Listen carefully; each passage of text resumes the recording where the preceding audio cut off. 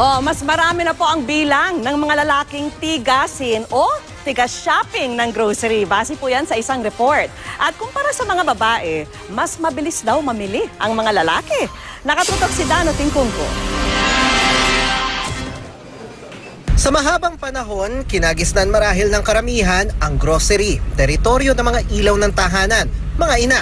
Tulad na lang ni Claudette Agus na naabutan namin sa checkout lane na namili. Every lang siya, mga once a week ganun Pero iba na raw ang panahon ngayon ayon sa Nielsen Shopper Trends Report dahil dumarami na mga lalaking tigasin o tiga-shopping ng grocery. Mula sa 34% noong 2016, nasa 40% na ito ngayon. Gender roles actually, they're becoming blurred in a sense that a lot more people, a lot more males are open now to doing what their wives are doing. Sa mga lalaking namimili para sa pamilya, higit kalahati may asawa. 3 sa bawat 10 sa kanila taga Metro Manila at halos 7 sa bawat 10 sa mga ito may trabaho. Ano mga pinamili ninyo ngayon? Gatas tsaka yung mga gamit ng mga bata. A lot of people, especially the working class, getting busier, and in this case, si mommy or the wife is also getting busy. So that's why there's a lot more give and take now because the husband realizes that the wife can't do everything.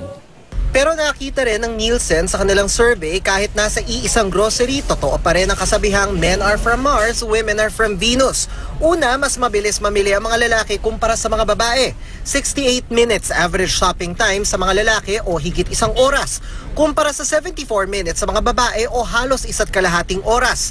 At kumpara sa mga babae, mas pinipili ng mga lalaking mamimili ang mga nakasanayan o kilala na nila kumpara sa mga babae na bukas sa mga bagong brand, produkto o konsepto. Mas mabilis kasi walang hassle eh. Kasi mga babae matagal mamili. So, eto tayo mga lalaki, mabilisan lang. So, namimili lang na nangangailangan ng yung kailangan kinukuha, yung hindi kailangan hindi na. Depende kung ano. Parang pag hindi man siya, yung parang madaming nagtatry, parang tatry mo din. This is important because you're seeing that the males now making decisions for the household, which in the past was limited mostly to females. Dano Tingkong, Nakatutok, 24 Oras.